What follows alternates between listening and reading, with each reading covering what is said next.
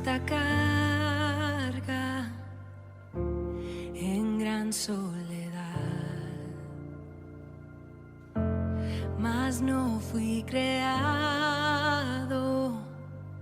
para solo andar. Tu amor me recuerda que en ti puedo confiar. Oigo tu voz, me rindo a tus pies, te necesito, Dios. Corro a mi Padre, corro a mi hogar, solo en sus brazos está mi lugar. Me envuelve su gracia, me da su perdón, y yo corro a mi Padre una vez y otra vez y otra vez y otra vez.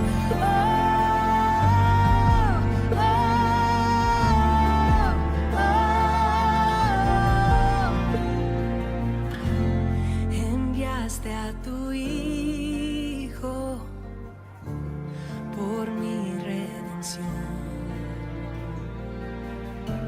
Su sangre fue el precio de mi salvación. Y me acercaste a tu corazón. Cuán grande amor, sin comparación. Te necesito, Dios. Corro a mi Padre, corro a mi hogar, solo en sus brazos está mi lugar.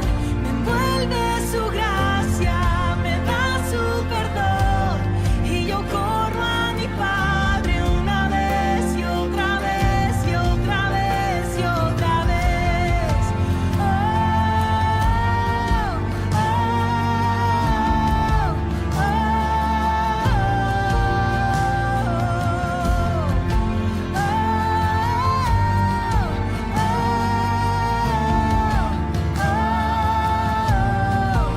Antes de respirar, soplaste vida en mí. Por tu perfecto plan, hoy pertenezco a ti. Puedo sentir tu gran amor, tu misericordia en mí. Vengo ante ti tal como soy, te necesito, Dios. Corro a mi Padre, corro a mi hogar, solo en sus brazos está mi lugar. Me envuelve su gracia, me da su perdón, y yo corro a mi Padre una vez y otra vez. Corro a mi Padre, corro a mi hogar, solo en sus brazos está mi lugar. Me envuelve su gracia, me da su perdón, y yo corro a mi Padre una vez y otra vez y otra vez y otra vez.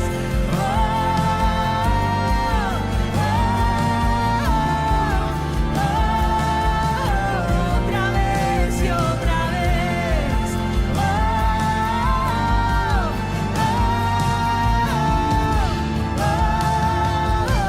Otra vez y otra vez. Dios les bendiga, mis amados hermanos. Les invito a abrir la palabra de Dios al Evangelio según San Mateo, el capítulo 11, y vamos a leer del verso 1 hasta el verso 12. Nuestro enfoque va a estar en el verso 12, y el tema de este mensaje es el denuedo santo del pueblo de Dios. El denuedo, el valor santo del pueblo de Dios. Dice así la palabra de nuestro Dios.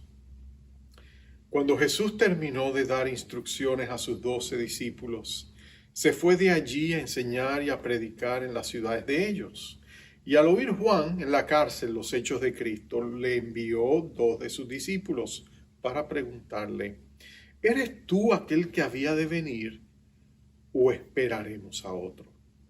Respondiendo Jesús le dijo: id y haced saber a Juan las cosas que oís y veis. Los ciegos ven, los cojos andan, los leprosos son limpiados, los sordos oyen, los muertos son resucitados, y a los pobres es anunciado el Evangelio. Bienaventurado es el que no haya tropiezo en mí. Mientras ellos se iban, comenzó Jesús a decir de Juan a la gente: ¿qué salisteis a ver al desierto? ¿Una caña sacudida por el viento? ¿O qué salisteis a ver? ¿A un hombre cubierto de vestiduras delicadas? He aquí los que llevan vestiduras delicadas en la casa de los reyes están. ¿Pero qué salisteis a ver? ¿A un profeta?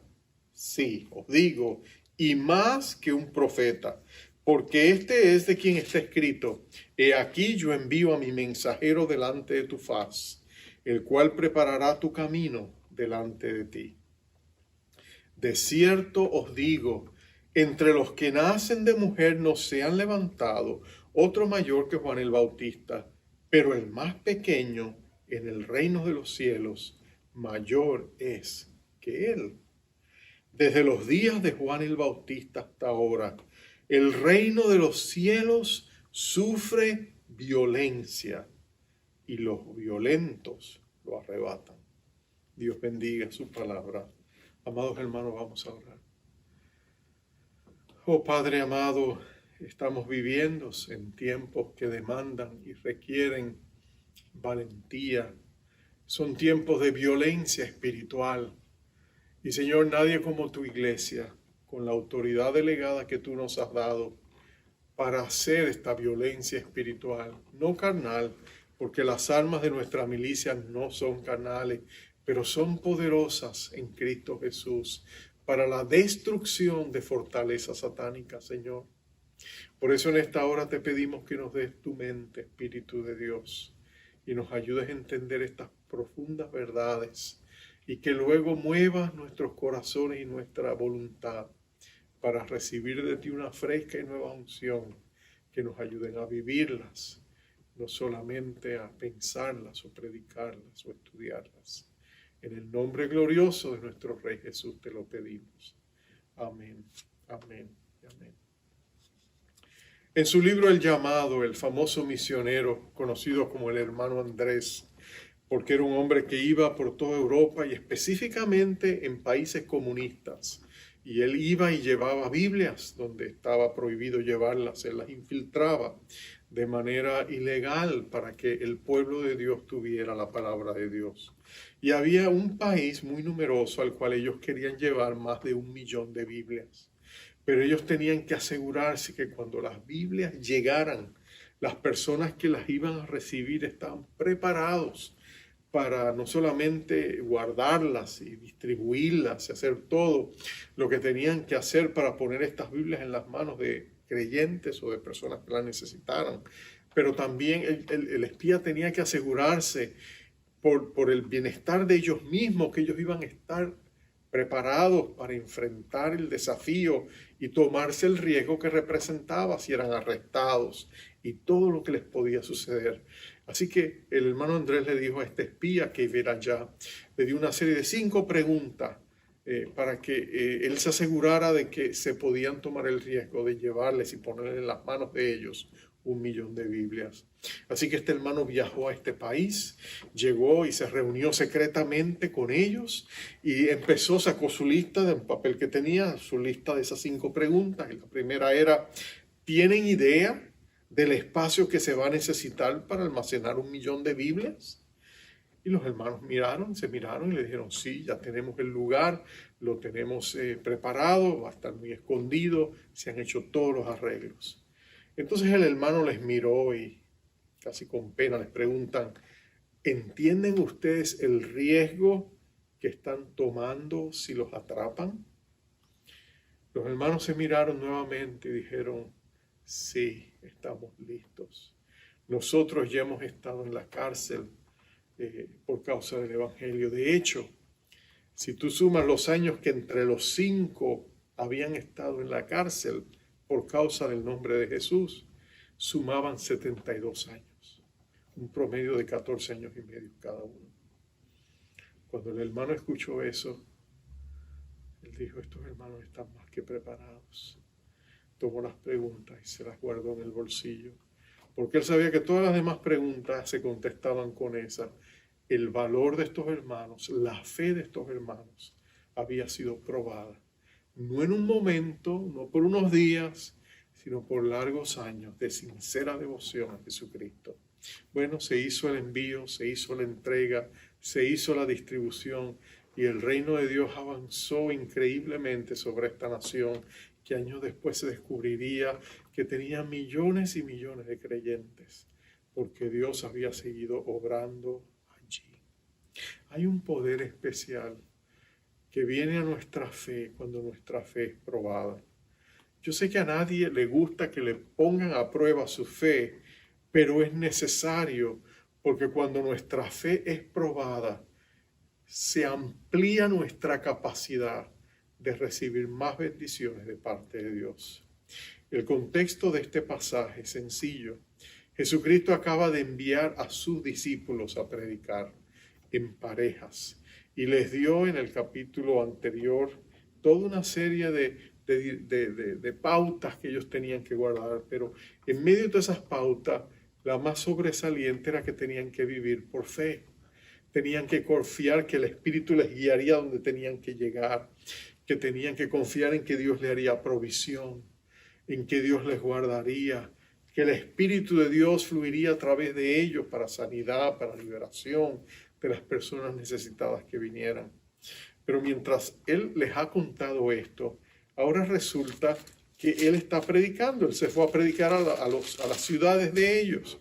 Los discípulos venían de toda la costa del mar, del mar de Galilea, el lago de Genesaret, también conocido. Entonces Él se fue a predicar allá a Betsaida, Corazín, se fue a predicar a Capernaum, a esos pueblos que rodean este vasto lago. Mientras Él lo hacía, multitudes vinieron a Él se ponía a enseñarles. Pero es allí cuando llegan 2 discípulos de Juan el Bautista. Juan el Bautista estaba preso. Imagínate eso, este hombre valiente, este hombre lleno del poder de Dios, que fue el pionero del ministerio de Jesús, que fue el precursor que Dios envió antes, el Elías que Dios había prometido. Este es Juan el Bautista, un hombre que había crecido en el vasto desierto de esa región, un hombre que acostumbrado a los espacios grandes, que estaba acostumbrado a los cielos estrellados, que vivió posiblemente nunca o no mucho tiempo en una casa, sino que estaba acostumbrado a vivir a la intemperie, a llevar una vida muy del espacio exterior. Ahora de pronto está en una prisión, está en un lugar tan pequeño, tan angosto, tan estrecho, donde de pronto él se abruma quizás por todos sus temores. Quizás él se pregunta, yo esperaba que tan pronto llegara el Mesías todo esto cambiara, pero no ha cambiado tan rápido como yo esperaba. Todavía me encuentro aquí en la prisión. Quien lo había puesto en la prisión había sido Herodes el tetrarca. Herodes, si ustedes recuerdan, el padre de todos los Herodes, Herodes el principal había muerto y había dividido su reino en cuatro porciones, en 4 partes. Por eso él era un tetrarca. Y si ustedes recuerdan, este Antipas, este Herodes, había ido a visitar a su hermano Felipe, había seducido a la mujer de Felipe y se la había llevado a ella donde él estaba para que fuera su esposa. Su nombre era Herodías y tenía ya una hija, su sobrina. Y si ustedes recuerdan la historia, ella estaba, Juan el Bautista había estado predicando y cuando Herodes pasaba por allá a escucharlo, él lo confrontaba y le decía, tú estás pecando, tú has hecho mal, tú has cometido adulterio, no es correcto delante de Dios que estés viviendo con la mujer de tu hermano. Y por supuesto Herodes se enfadaba, pero no quería tocar a Juan hasta ese punto porque temía las multitudes que iban a escuchar a Juan. Y no quería que hubiera ningún tipo de problema político o rebelión política por hacer algo sencillamente porque él se sentía mal. Por otro lado, Herodías, la mujer, estaba planificando cómo deshacerse de Juan el Bautista. Pero ahora Juan está preso. Está en una de estas fortalezas que están cercanas allí a la región, y él está allí. Los discípulos van, lo ven, le llevan provisiones, pero Juan está solo, angustiado, solitario. Y de pronto Juan le dice: vayan donde Jesús y pregúntenle: ¿tú estás seguro que tú eres el que yo esperaba, o debemos esperar a alguien más? Hay cierta desilusión en cuanto a Jesús. Y es inescapable, producto quizás de lo que está viviendo, angustiado, solitario, deprimido. Pero cuando los discípulos van y le hacen esta pregunta, Jesús le dice: vayan y díganle a Juan, miren lo que Dios está haciendo. Dice: id y haced saber a Juan las cosas que oís y veis. Los ciegos ven, los cojos andan, los muertos son resucitados, y a los pobres es anunciado el evangelio. Y después le dice esa última declaración: y bienaventurado es aquel que no haya tropiezo en mí. Y entonces ellos se van, y mientras ellos se van, Jesús comienza a hablarle a las multitudes y comienza a enaltecer el ministerio de este siervo. Jesús comienza a darle las flores a los vivos. Nota que Jesús empieza a hablar cuando los discípulos se van en camino, se han ido. Pero Jesús empieza a ubicar históricamente el rol precioso y glorioso que Dios había hecho y había puesto para Juan.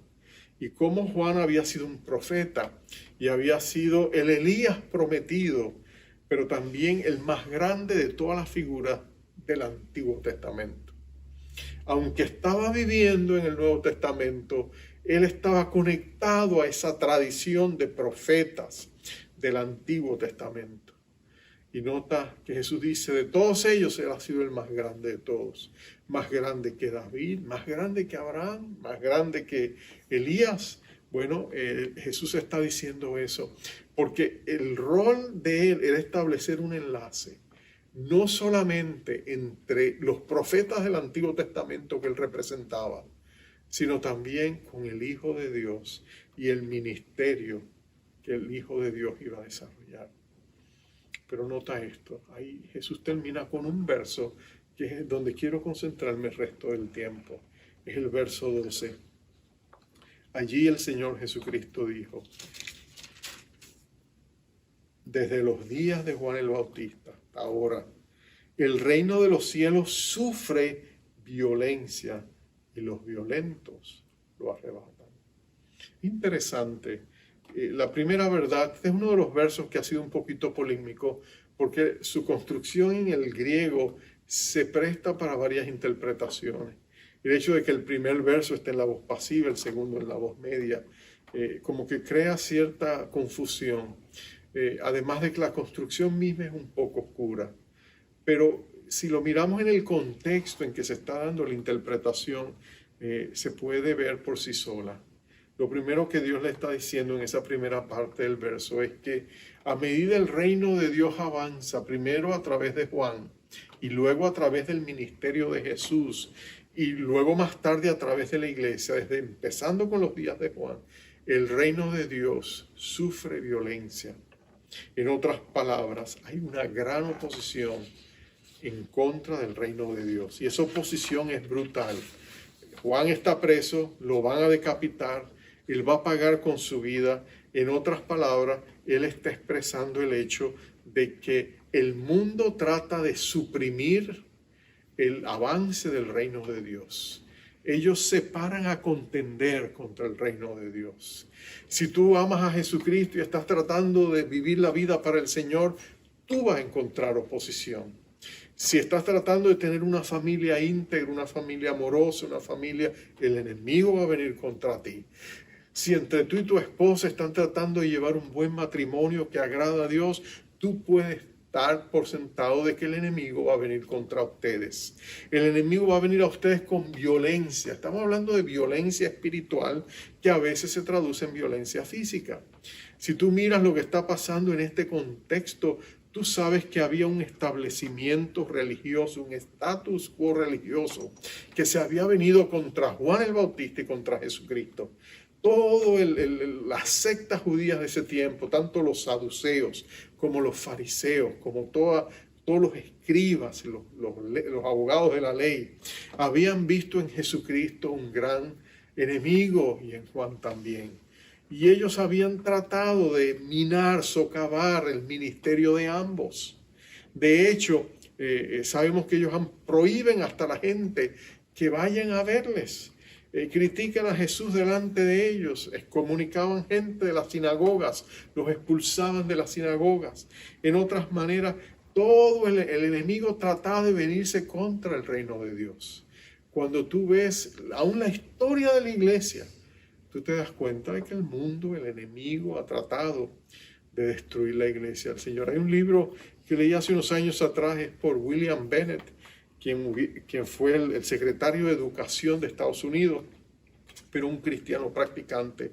Él escribió después de su retiro, él escribió un libro que se llamaba Probados por el Fuego, donde él mostraba la historia de la iglesia por los siguientes 1000 años después de Jesús y cómo la iglesia había sido perseguida. Y allí contaba los grandes testimonios de los primeros 12 discípulos, que todos ellos, a excepción de Juan, el hermano de Santiago, los hijos de Zebedeo, los otros 11 discípulos murieron como mártires por causa del evangelio. De hecho, si tú recuerdas, Santiago, el hermano de Juan, fue el primero de los apóstoles que murió violentamente cuando lo decapitaron Herodes. Esta vez Agripa, el sobrino de este Herodes Antipas que mata a Juan el Bautista en aquel tiempo, años después, unos 15, casi 20 años después, es precisamente Herodes Agripa, el sobrino, el que hace decapitar. Y hay una historia muy bonita, la señala Clemente de Alejandría en sus libros. Él dice que la escena de lo que sucedió allí fue maravillosa porque cuando condenan a Santiago a morir, el soldado romano que lo está cuidando, encadenado de la mano con él, Santiago le ha compartido el evangelio y él ve la unción y el valor de este hombre que está dispuesto a morir por causa del nombre del Señor Jesucristo, que en ese momento el mismo soldado se convierte, dice Clemente, y de hecho los decapitan a los dos, porque él dice, le dicen, si tú estás creyendo lo que él dice, pues tú también, y a los dos mueren. Y en un instante esas dos vidas se van al reino de los cielos, ¿no es cierto? Qué poderoso testimonio del denuedo, del valor de estos primeros creyentes. Si tú miras también a otros, Felipe murió como mártir en la India, Tomás también se dice que murió como mártir, todos ellos murieron como mártires. Pedro, si tú recuerdas, él muere decapitado en Roma, después que Nerón desata el gran incendio de Roma y la consecuente persecución, porque él le echó la culpa a los cristianos. Entonces Pedro logra escapar, dice tanto Tertuliano como Orígenes en sus libros, y los historiadores dicen que Pedro logró escapar y salió de Roma, iba a otro lugar, cuando en el camino dice que vieron a Jesús que venía caminando, y cuando Pedro lo mira, lo reconoce y le dice la frase que llegaría a ser el título de un libro y después de una película, el famoso Quo Vadis. ¿A dónde vas? Quo Vadis, ¿a dónde vas? Y tú sabes lo que pasa. Jesús le dice, voy a Roma, voy a ser crucificado otra vez. Y Pedro inmediatamente dice, no, Señor. Y él da la media vuelta y regresa a Roma, y allí es muerto como mártir por causa del Señor Jesucristo. Y podríamos seguir hablando. Timoteo, el amado Timoteo, discípulo de Pablo, cómo es apedreado en Éfeso y dado por muerto porque él se niega a renunciar a su fe cristiana. Era el pastor en aquel tiempo, el obispo de la iglesia de Éfeso. Y por supuesto podemos olvidar a Pablo. Interesante que el otro Clemente, el Clemente de Roma, hablando de Pablo, dice estas palabras. Él dice, de Pablo dice, después de estar en prisión 7 veces y haber sido exilado, apedreado, Pablo predicó en el oeste y en el este y ganó un renombre digno de la recompensa de su fe. Y partió de este mundo y se fue al santo lugar, habiendo dejado un notable patrón de paciente aguante. En otras palabras, mire el valor de estos hombres santos. Jesús le está diciendo desde los días de Juan el Bautista hasta el presente, la iglesia o el pueblo, el reino de Dios, dice él, el reino de Dios, el reino de los cielos, sufre violencia. Hoy día en el mundo entero hablamos de la iglesia perseguida. Millones de cristianos están bajo opresión, no tienen libertad para predicar a Cristo en muchos lugares del mundo, pero aún así el reino de Dios avanza, viene a Jesucristo. Aún personas que tú no te imaginas. Hablaba con un joven de nuestra iglesia en estos días recientes, donde él le testificaba a un joven musulmán porque él quería saber más acerca de Jesús. Pero por supuesto, en muchos países musulmanes, si estas personas vienen a Jesucristo y le entregan su corazón, ellos son desheredados de su familia, son rechazados por la sociedad y en muchos casos sus propias vidas corren peligro. Muchas veces son arrestados, puestos en prisión por creer en Jesucristo. En países como la India, donde se han pasado leyes recientemente proscribiendo el cristianismo, todas esas cosas se ven hoy día. ¿Por qué? Porque desde los días de Juan el Bautista hasta ahora, el reino de los cielos sufre violencia. Pero esa es solo la primera mitad del verso. La segunda mitad es esta. Y yo te aseguro que la interpretación de esta segunda parte es empoderadora. Dice, pero los violentos lo arrebatan. Los violentos lo arrebatan. La palabra biasos puede traducirse como las personas que se esfuerzan, las personas que son valientes, los que tienen coraje, los que son fuertes y no se fajan, los que tienen ganas, los violentos. Yo sé que cuando vemos esa versión y vemos la palabra violencia y violentos, muchas personas dicen, pero eso parece fuera de lugar, porque los cristianos no deben ser violentos. No debe haber violencia en el corazón de los cristianos, pero no estamos hablando de la violencia en este caso física, estamos hablando de una violencia espiritual. Lo que él está diciendo es que dentro del corazón de la gente debe haber una santa desesperación y un santo compromiso y un arrojo y una audacia para vivir la vida que agrada a Dios. Mira el contexto en que Jesús lo está diciendo.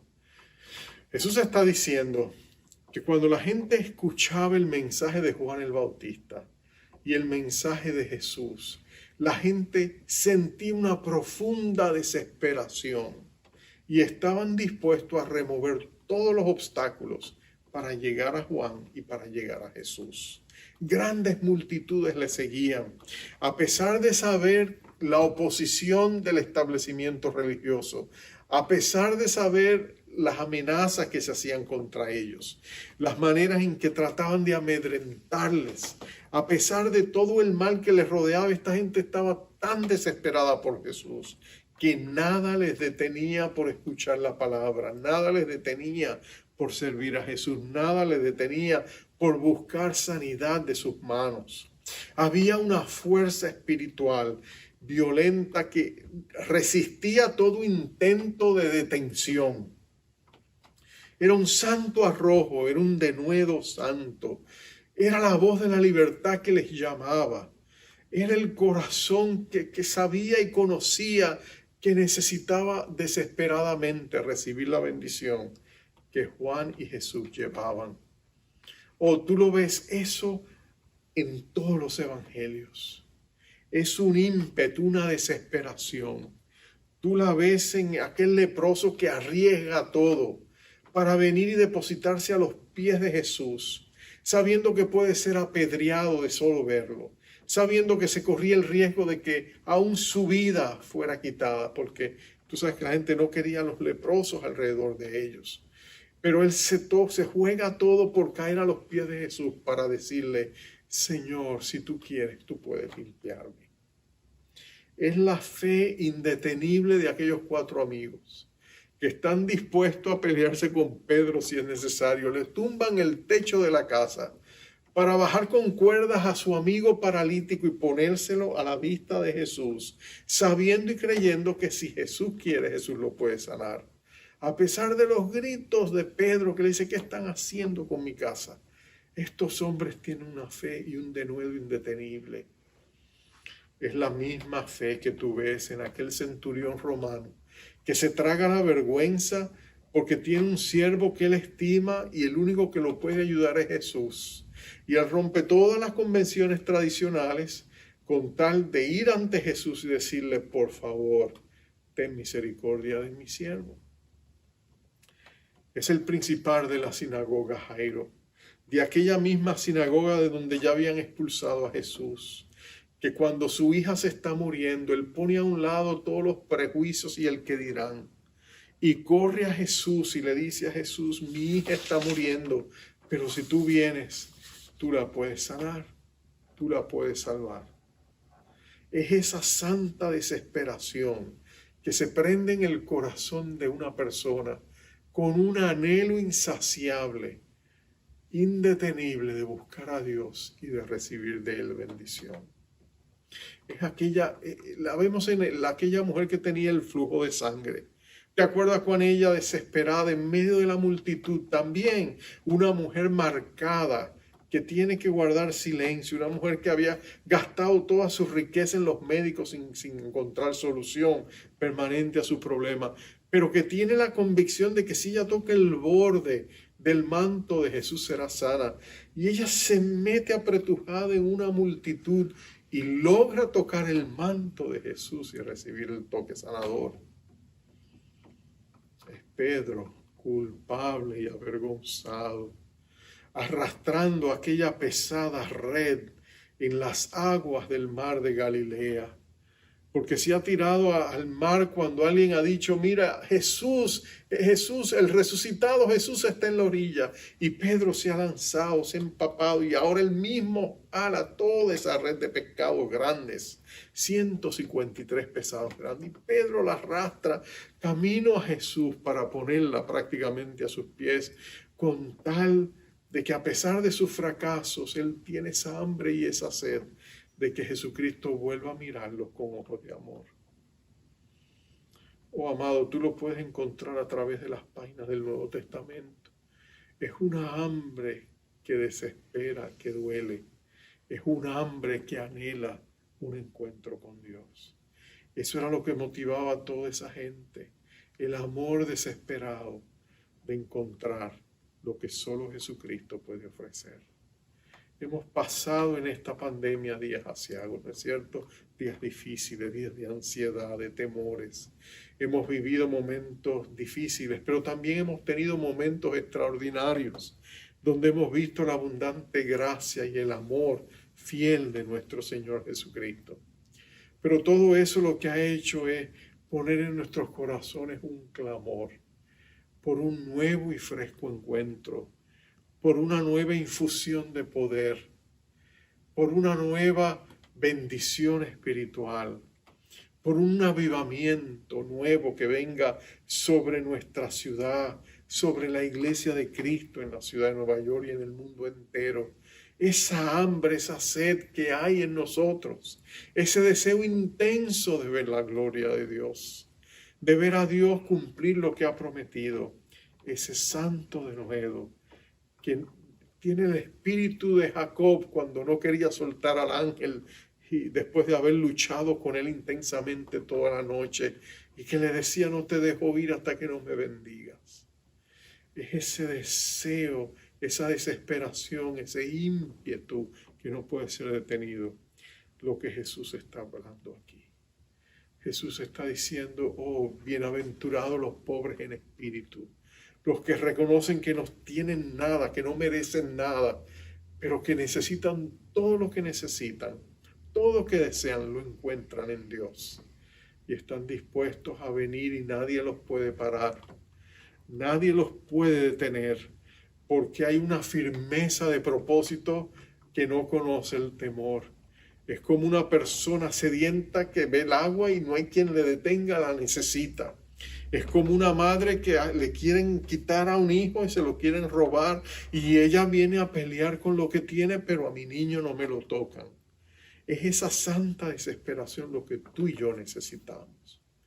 Porque nota lo que dice, cuando tú lo tienes, tú arrebatas el reino de los cielos.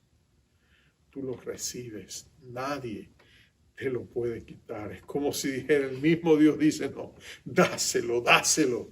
Mira cuánto lo anhela. Y el Dios que se goza en darnos su reino, el Dios que nos enseñó a orarlo, venga sobre nosotros tu reino, hágase tu voluntad en la tierra como se hace en el cielo. El mismo Jesús que nos enseñó a desear el reino, a aspirar el reino, a anhelar el reino, a desesperadamente buscar el reino y su justicia sobre todas las demás cosas. Es el mismo Dios que dice, con gusto te lo daré, con gusto te lo entregaré, porque me lo has pedido. Yo te pregunto, ¿quieres tú ese amor? ¿Quieres tú esa desesperación? ¿Anhelas tú tener ese deseo?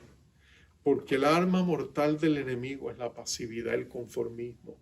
Porque lo que el diablo quiere más que ninguna cosa es, en cierta medida, anestesiarte, neutralizarte, para que tú no tengas este deseo. Pero, amado hijo, hija de Dios, si tú lo sientes, si tú lo anhelas, si tú lo quieres tener, basta con que se lo pidas y le digas al Señor, Señor, dame hambre y sed de ti. Y Dios saciará tu deseo. Cuando tú permites que ese deseo crezca y crezca en ti, es increíble lo que Dios puede hacer. Vamos a orar.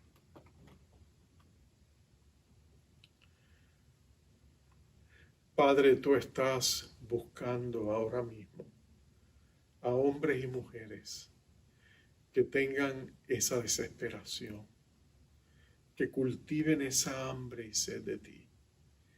Que como Jacob podamos decirte, Señor, no te soltamos hasta que tú nos bendigas. O como decía David, así como el siervo anhela, tiene hambre, brama por esas corrientes de agua de vida, así quiero yo también tener hambre y sed de ti, del Dios vivo, Señor.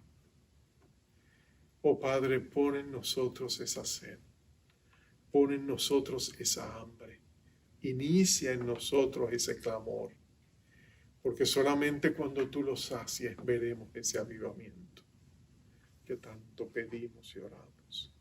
Solamente cuando nuestro clamor llegue hasta ti, entonces tú te glorificarás y tú brillarás y tú proclamarás tu misericordia y tu gracia sobre nuestras vidas.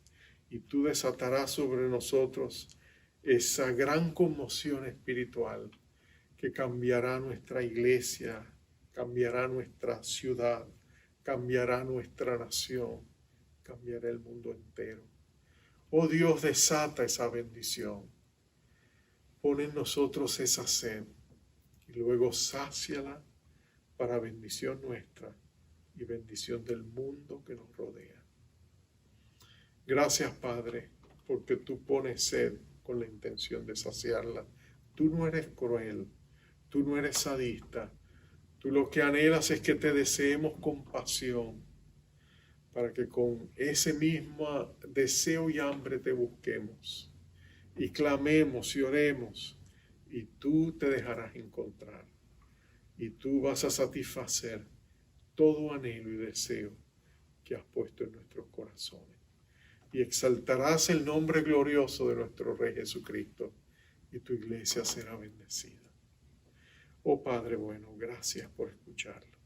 Recibimos de ti lo que te estamos pidiendo. En el nombre poderoso de nuestro Rey Jesús. Amén. Amén. Amados, Jehová te bendiga y te guarde. Jehová haga resplandecer su rostro sobre ti y tenga de ti misericordia. Jehová alce sobre ti su rostro y ponga en ti paz. Dios te bendiga. ¿Quién nos separará?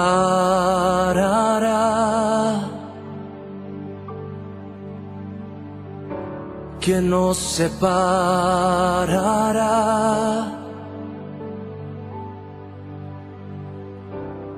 de tu amor, inmenso amor, de tu amor, oh Dios? ¿Quién nos separará?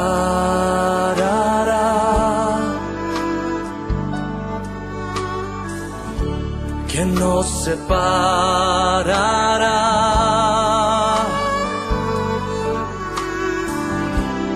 de tu amor, inmenso amor, de tu amor, oh Dios?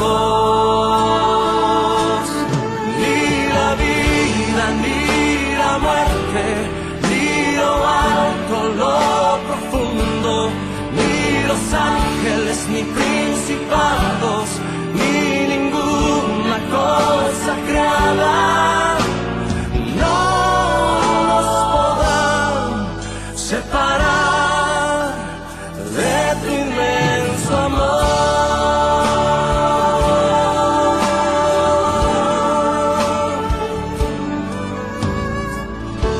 ¿Quién nos separará?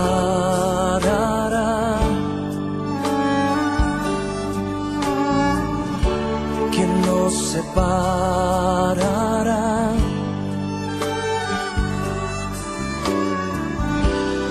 de tu amor, inmenso amor,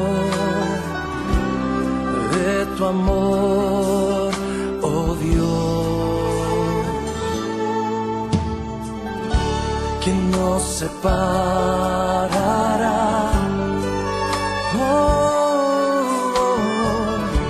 ¿Quién nos separará,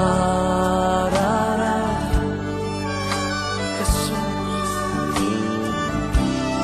de tu amor, inmenso amor, de tu amor, oh Dios? Ni la vida, ni la muerte, ni lo alto, lo profundo, ni los ángeles, ni principados, ni ninguna cosa creada no nos podrá separar. Ni la vida, ni la muerte, ni lo alto, lo profundo, ni los ángeles, ni principados, ni ninguna cosa creada no nos podrá separar.